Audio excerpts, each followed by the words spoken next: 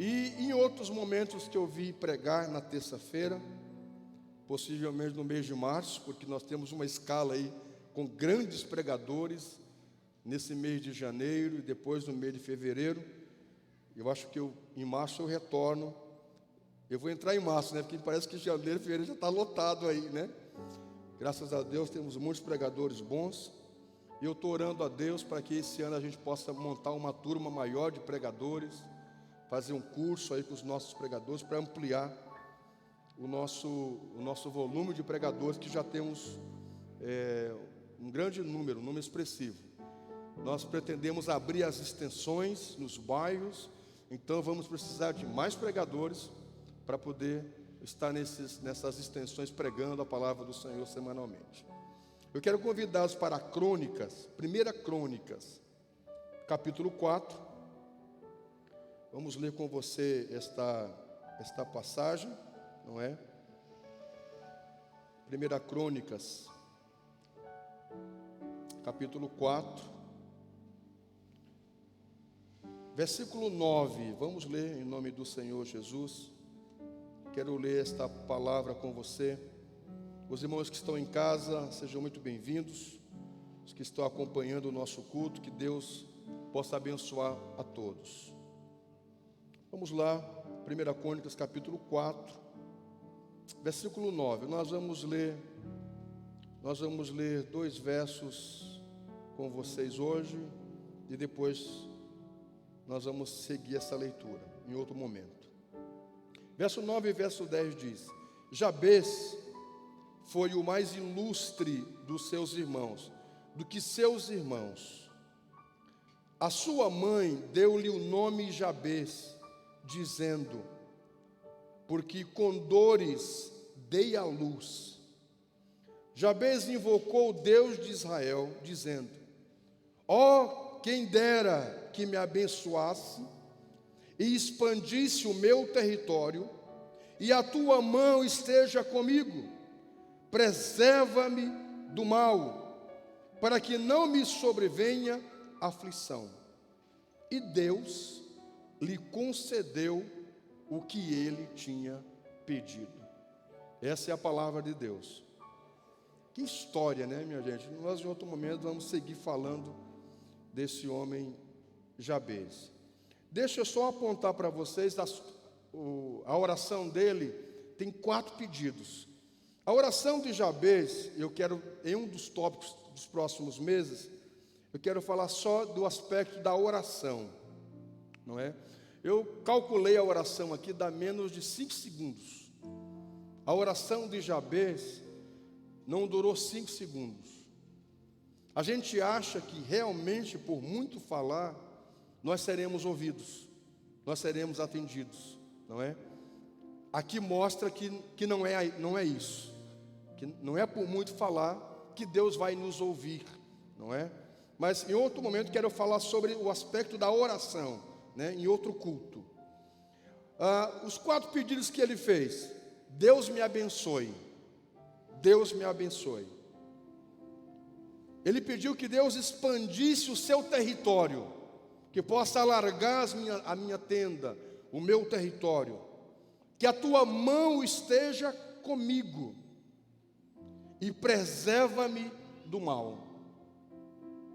É muito interessante que esses dias, recebendo os propósitos da igreja, dos irmãos, que estão trazendo a sua lista da colheita e trazendo ali os itens que você quer colher nesse ano, todos eles envolve pedir a bênção de Deus. E isso é muito bom, não é? Tem as questões materiais que os irmãos pedem, mas em suma, muitos pedem que inicialmente a bênção de Deus venha sobre eles. Isso é um aspecto muito interessante. Em outro momento eu quero pregar sobre os 4 fragmentos aqui da oração de Jabes, não é? Os 4 pedidos que ele faz numa só oração, num só pedido. Em outro culto eu quero descrever os 4 e trabalhar cada um deles. Possivelmente em cada culto eu vou trabalhar cada um deles. Eu quero começar a destacar para vocês aquilo que o texto está elucidando. O texto que nós lemos, a partir do verso 9, começa a dizer que Jabez é uma pessoa ilustre. Que Jabez é uma pessoa ilustre. O que é uma pessoa ilustre? É uma pessoa famosa, é uma pessoa nobre, é uma pessoa brilhante, é uma pessoa com muitas qualidades de honra, de louvor. Não é uma pessoa comum, é uma pessoa com grande currículo, é uma pessoa notável, é uma pessoa extraordinária. O escritor começa descrevendo que ele é uma pessoa ilustre, uma pessoa famosa, uma pessoa extraordinária. Ele é um grande homem, famoso, proeminente. Só que no primeiro momento, quando você segue na leitura, você vai ver que a história de vida de Jabez não começou assim. A história de vida de Jabez não começou assim. Eu olho para muitos irmãos aqui na igreja, na nossa comunidade, e eu vejo muitos irmãos ilustres. Estou pregando hoje para uma plateia ilustre. Amém? Vamos lá, minha gente. Se valorize. Não, pastor, eu sou o bicho do carrapato, eu sou o bicho do cachorro, eu sou o tapete que o diabo pisa. Pare com isso, meu irmão, pelo amor de Deus. Tem gente que tem um espírito de inferioridade terrível, não é? A gente precisa trabalhar essas coisas. Tem gente que tem um ego do tamanho desse salão aqui, não é? Inflado, que parece aquele baiacu que toca nele, aquele peixe, fica um peixão desse tamanho assim. E tem pessoas que misericórdia, né? A gente não pode dar um elogio que, não, eu não mereço, não é para mim, eu sou um desgraçado. Deus não nos trata assim. Isso é uma coisa que a gente precisa trabalhar muito em nossas vidas, minha gente. Deus não nos trata como assim. Jesus, para além de servos, inclusive, nos trata como amigos. Há um momento na caminhada de Jesus com os seus discípulos que ele diz assim: eu não chamo mais vocês de servos, porque o servo só faz o que é mandado, o que tem que fazer, a obrigação. Eu já chamo vocês de meus amigos. Então, você já parou para pensar nisso? Que você é amigo de Jesus? Imagine você ser amigo de Jesus. Você tem acesso a tudo. Sabe aquelas pessoas extremamente ilustres, aonde elas entram, o amigo entra também, não é? O amigo entra também. Então assim, você parou para pensar que você é amigo de Jesus, o que ele acessa, você também tem direito, você também pode acessar. Olha que coisa boa isso. Então, a gente precisa pensar que inicialmente Deus nos trata como amigos, como pessoas ilustres. Pense nisso. Então, estou pregando para uma plateia ilustre, pessoas nobres, que são abençoadas por Deus. Só que, olhando para vocês e para muitos nesta comunidade, algumas pessoas só olham para você o aqui e o agora, como o início dessa fração, desse texto. E Jabez era um homem ilustre. As pessoas olham você hoje e dizem assim: olha só quem é essa pessoa, olha só o que esta pessoa tem, o que ela é, o que ela se tornou, o que ela conquistou, que nível de vida, de humanidade, de crescimento, de alcance que esta pessoa chegou. As pessoas olham a sua casa, olham o seu carro, olham a sua família, olham a sua vida, olham o seu trabalho, olham as suas conquistas, mas as pessoas, muitas delas desconhecem a sua história de vida, a sua história de dor. Dentro da minha sequência de pregação nesse assunto, há uma que eu quero falar só sobre a dor. Só sobre a dor. A dor no aspecto emocional, a dor no aspecto espiritual, que as pessoas desconhecem. Para você ter uma ideia, por exemplo, o Spurgeon, na época de pregador que ele foi chamado o príncipe dos pregadores. Londres fervia para ouvir ele pregar, porque era um homem ilustre, ele era uma personalidade em Londres, mas ele era um homem de muitas dores. Ele lutava diariamente contra a depressão, e era um homem cheio do Espírito Santo. Um homem cheio do Espírito Santo.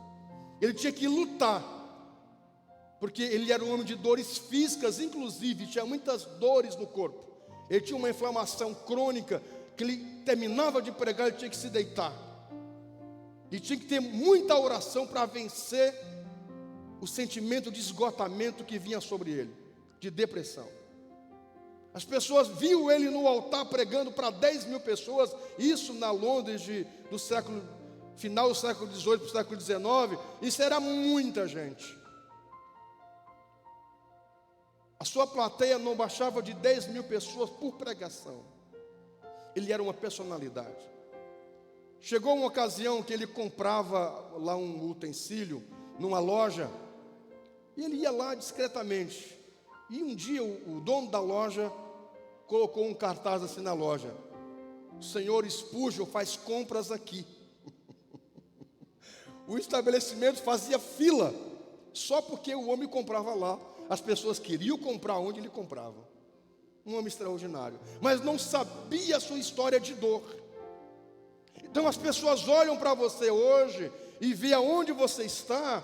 Esta pessoa não sabe a sua história de vida, e muitos lhe julgam o que você é hoje, mas não lhe avaliam o que você fez para chegar até aqui.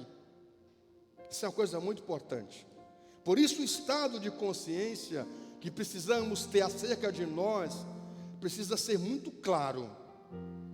Eu sei como cheguei até aqui. Você sabe como chegou até aonde você está. Você não precisa que os outros possam lhe trazer uma avaliação, porque geralmente o julgamento dos outros sempre é incongruente, sempre é incoerente. Por isso nossa vida não pode estar pautada no julgamento dos outros, mas no nosso próprio julgamento. Digam amém. Então escute uma coisa. No primeiro momento, quando você lê o verso e diz: Jabez era um homem ilustre, mais proeminente, mais ilustre do que os seus irmãos. Nossa, que homem extraordinário, que homem extraordinário, que homem fantástico. Mas as pessoas não sabem o que ele passou até chegar nessa fração. Isso é uma coisa. Segundo, quando você olha esse capítulo 4 começa com a relação de nomes das famílias de Judá, da qual ele pertencia. É chamado genealogia. A genealogia, não é? Fulano é filho de fulano, que é filho de fulano, que é neto de fulano, sabe? Esse capítulo começa assim, com as genealogias de Judá. Os judeus gostam muito disso, não é? Saber de quem é o seu tataravô, o seu bisavô, da onde veio. Nós deveríamos nos importar mais com isso, nós brasileiros. Saber da onde nós viemos, quem são os nossos antepassados. Às vezes nós não damos tanto valor aos nossos antepassados, porque os nossos antepassados dizem da nossa história de vida também. Os judeus dão muita ênfase e muito valor à genealogia. Fulano, filho de fulano, filho de fulano, filho de fulano. Escute uma coisa. E aí o escritor vem trazendo as genealogias, falando, né? Judá teve esse filho, que esse filho teve esse outro, tal. No meio da escrita, ele para e do nada ele vai citar Jabez. Você já parou para pensar nisso? Existe todo um cronograma de genealogias que o escritor está colocando. falando, colocando, do nada, ele para e diz assim: e Jabez era mais ilustre do que todos os seus irmãos. Do nada ele entra com Jabez. Para ele poder fazer isso, para o escritor fazer isso, de fato ele era um homem extremamente relevante. Eu estou aqui pregando. Para mim parar a minha pregação e chamar alguém para dar uma palavra, tem que ser uma pessoa extremamente relevante, porque senão não vou parar o meu sermão para uma pessoa dar aqui dar uma palavra. Não, porque eu tenho uma sequência para seguir aqui. Quando o escritor ele apresenta Jabez, é porque esse homem de fato era muito ilustre. Escute uma coisa, Jabez está aqui interrompendo uma sequência de 44 genealogias, 44 nomes. Nessa sequência, até entrar Jabez, está vindo ali 44 nomes. Aí do nada o escritor diz: e Jabez era um homem ilustre mais do que os seus irmãos. O que eu aprendo com isso? Eu aprendo com Jabez quando ele quebra a sequência das genealogias, é que em Deus, escute isso é muito importante. Em Deus eu posso quebrar ciclos malditos na minha família. A história de Jabez interrompendo as genealogias, isso para mim é uma lição de que em Deus eu posso quebrar ciclos malditos na minha história de vida ou na minha família. O tataravô morreu enforcado, o avô morreu enforcado, o pai morreu enforcado. Alguém está flertando com a morte. Sabe o que é isso? Isso é um ciclo maldito na vida. O bisavô era alcoólatra, o avô era alcoólatra, o pai é alcoólatra, a pessoa está flertando com o álcool. Isso é um ciclo maldito. Parece que não tem fim. Parece que não. Você está debaixo de um karma, como acredita o pessoal do espiritismo. Você é obrigado a seguir essa sequência maldita. Escute nesta noite.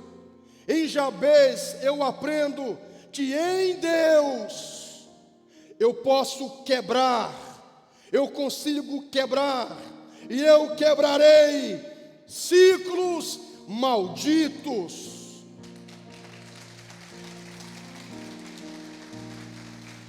Isso é uma boa notícia.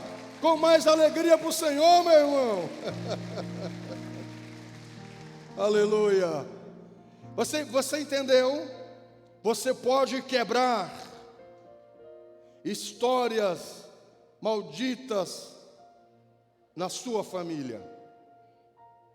Você pode começar um novo ciclo. A história dessa família é uma história pregressa, uma história de fracasso, de quebradeira. Vem essa sequência. É normal, é assim, não adianta, é isso mesmo. Jabez nos ensina que em Deus é possível quebrar essa sequência. Escute uma coisa: para quem é bendito, não existe maldição hereditária. Não existe maldição hereditária. Todos os espíritos malignos familiares que vêm de geração em geração na família, quando chega em você, que tem o Espírito Santo, o espírito maligno não tem poder mais. Ele bate em retirada. Ele bate em retirada. Aleluia. Então escute uma coisa: em Deus você pode começar um novo ciclo, uma nova história, de verdade. Não é apenas suposição, não é apenas teoria.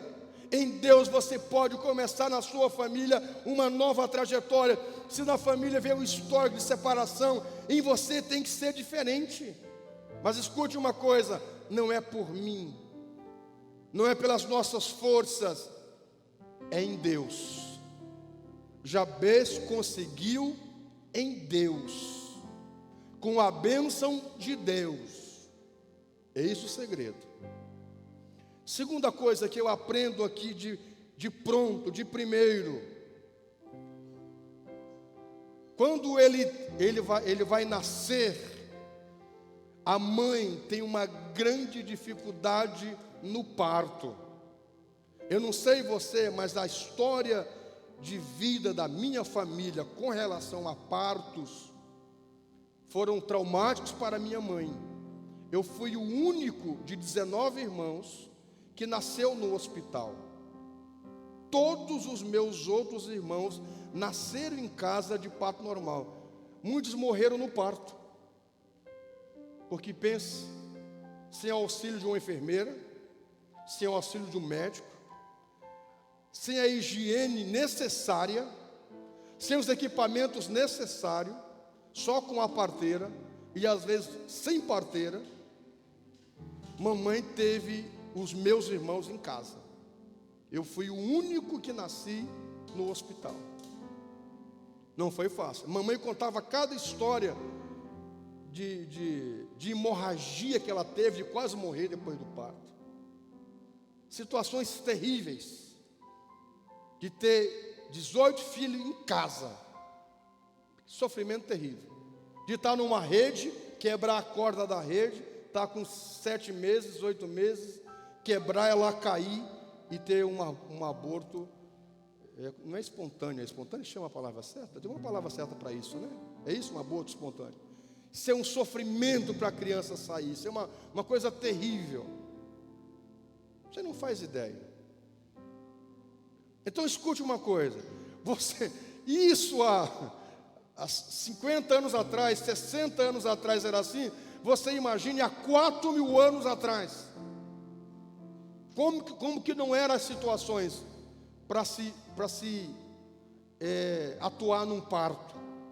Imagine há 4.000 anos atrás. É bem possível que essa mãe, bem possível não, o texto elucida isso, o texto vai dizer isso, que essa criança ficou numa posição de não nascimento, numa posição não natural. Deve ter ficado atravessada no ventre da mãe. Ela deve ter se mexido e ficado numa posição não própria para o nascimento. E essa mãe teve muitas complicações no parto. Havia um código, eu tenho um livro em casa chamado Código de Hammurabi. O Código de Hammurabi é como se fosse o primeiro código de leis que um monarca estabeleceu numa comunidade, num reinado. Não tinha leis, cada um era por si. O Código de Hammurabi foi um conjunto de leis, o primeiro conjunto de leis que passou a regrar a vida do indivíduo. É o chamado Código de Hammurabi.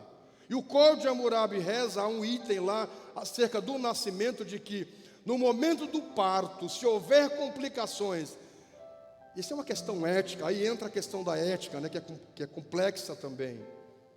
Se tiver entre a vida, o bebê e a mãe, o Código de Hammurabi dizia que se opte pela mãe, e que se venha perder o bebê, mas que se opte pela mãe.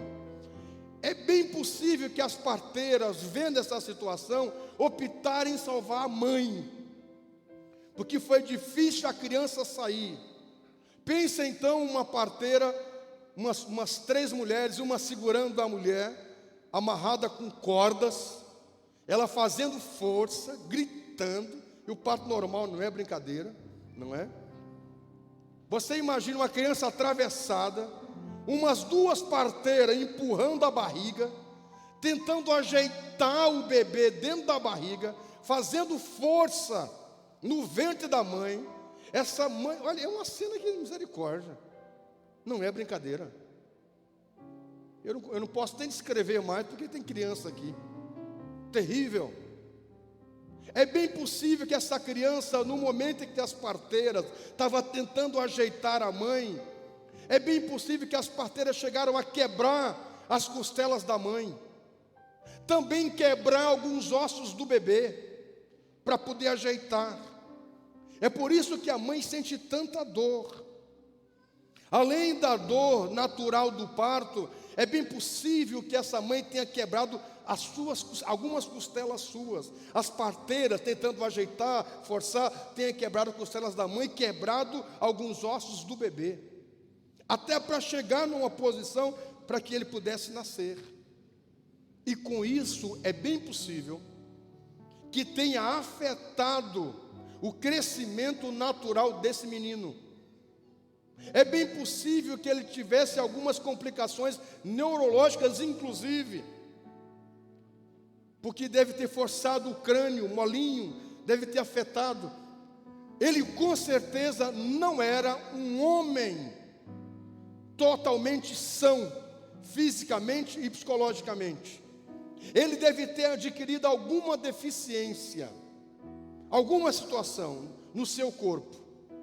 Não era um homem comum, porque a sua história não estaria aqui, narrada na Bíblia, se de fato ele não fosse um homem ilustre para chegar até aqui.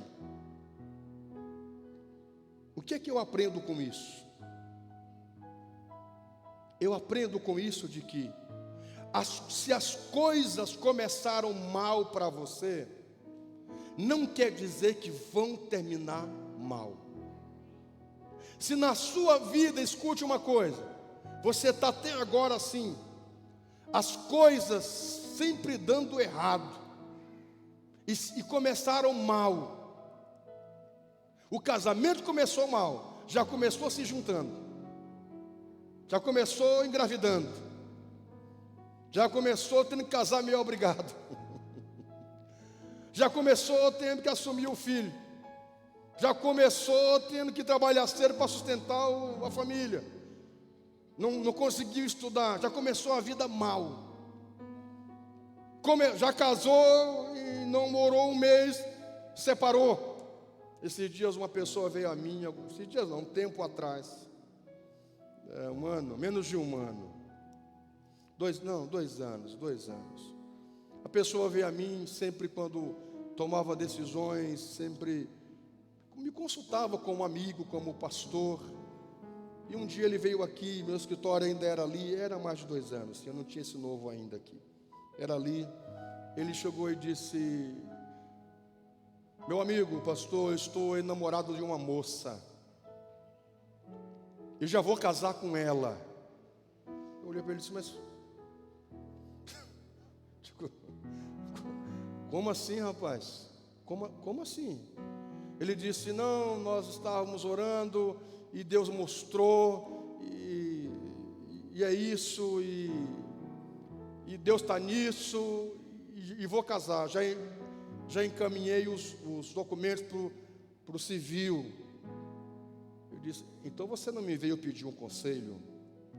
Na verdade, então você veio me trazer uma informação, porque se você já entrou até com o processo para o civil, isso quer dizer então que você não veio me perguntar. Não que a sua vida é a sua vida. Não, pastor, na verdade, eu queria lhe participar, tal. Eu digo, olha, meus irmãos, muitos irmãos faz isso na igreja. Eles veem com a sociedade assim: pastor, eu vou montar uma sociedade com fulano de tal, o que o senhor acha? Mas ele já montou, já conversou, já acertou, e vem falar comigo. O que eu vou dizer? Se ele já fez, já acertou, deveria vir antes. Pastor, eu vou fazer tal coisa, mas já está acertado. Vem conversar antes, porque depois é complicado isso. Eu disse a ele: mas como assim que você já vai casar? Ele disse: não, eu estava orando no lugar, vi essa moça, e é parecido com a sua história. Eu só ouvi a pastora, gostou dela, e 9 meses casou. Eu digo: verdade? Mas eu passei 1 ano depois que eu vi ela, orando por ela. Eu passei 1 ano, eu em São Paulo. Depois que ela saiu de Marabá, ela veio para Santa Maria, E eu fiquei 1 ano orando a Deus para ver se Deus preparava. Depois desse 1 ano foi que eu vim aqui, falei com ela, com meu sogro, e entre 9 meses eu namorei, noivei e casei. Isso é diferente. Você dentro de 1 mês que viu a moça já vai casar com ela. Não, mas Deus está nisso e Deus está de bom. É isso, né? E as pessoas que metem Deus no meio, o que eu vou dizer? Deus está mandando eu ir embora, Deus está mandando eu abrir uma empresa, Deus está mandando eu abrir uma loja. Bom, Deus está mandando, o que o pastor vai dizer? Paciência, né? Meus irmãos, eu digo, olha, se eu fosse você, eu desfazia isso. Porque Deus não está nisso. Como assim? Digo, Deus não atropela as coisas. Deus é organizado. Deus trabalha com organização. Deus vai confirmando, vai acertando. Não é bem assim. Deus não está nisso. Mas você que sabe. Eu vejo que Deus não está nisso. Mas você que sabe. Não, pastor, agora não tem como eu voltar atrás. Então tá. Meus irmãos, dito certo. Morou meses com a mulher, engravidou, separou, fez filho, paga a pensão. É um problema. Você entende isso? As coisas começam mal porque a gente não ouve a Deus. Essa é a grande verdade. A gente ouve o nosso coração, não é? Os nossos sentimentos, a voz do coração. A gente não ouve a Deus. E é por isso que a gente bate cabeça. Porque de verdade a gente não ouve a Deus. A gente ouve o nosso eu, a nossa vontade. Quem sabe pode ter acontecido isso com você. Em algum momento na sua vida a sua história começou mal. Quem sabe até hoje a sua história está mal até agora. Quem sabe a sua história de vida está mal até agora. Quando a gente vai fazer uma anamnese do paciente, em um dos itens para entender a história do paciente, a doutora Magna sabe disso como psicóloga, e a Zá também, né, Zá? Já se formou também, né, Zá? Está saber a história de vida do indivíduo, do paciente, para poder fazer uma boa análise. Tem que escrever toda a história de vida do paciente, não é? Para poder dar um parecer favorável, um parecer coerente. Talvez toda a sua história de vida até hoje, que dia é hoje? 19 de janeiro? 19 de janeiro, estou correto? Até hoje, dia 19 de janeiro, toda a sua vida tem sido mal. Toda a sua vida, desde quando você começou, que se entendeu por gente, foi um erro atrás de outro. Uma sequência de erros, de atrapalho, de decisões que fizeram você sofrer até agora. Recebe isso.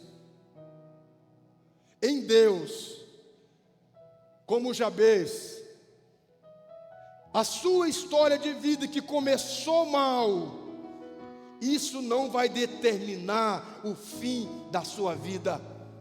A história de Jabez começou mal, mas terminou bem. E é isso que importa. Terminou bem, e é isso que importa. Olhe, e eu vou encerrar. Sabe que a Bíblia diz que o final das coisas é o melhor do que o começo.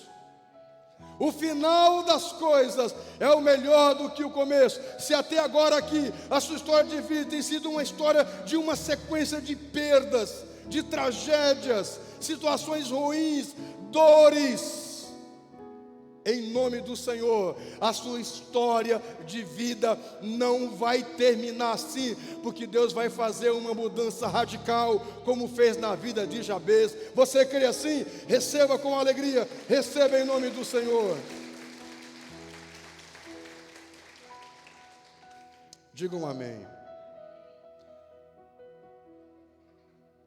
Eu preciso orar com você, porque a minha hora estourou, né? Se coloque em pé, deixa eu orar com você. Quando eu voltar a pregar esta mensagem, eu vou seguir na sequência da oração. E depois os 4 itens da oração. Escute uma coisa. Jabez fez uma pequena oração.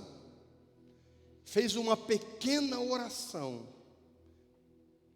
que produziu um grande efeito na sua vida.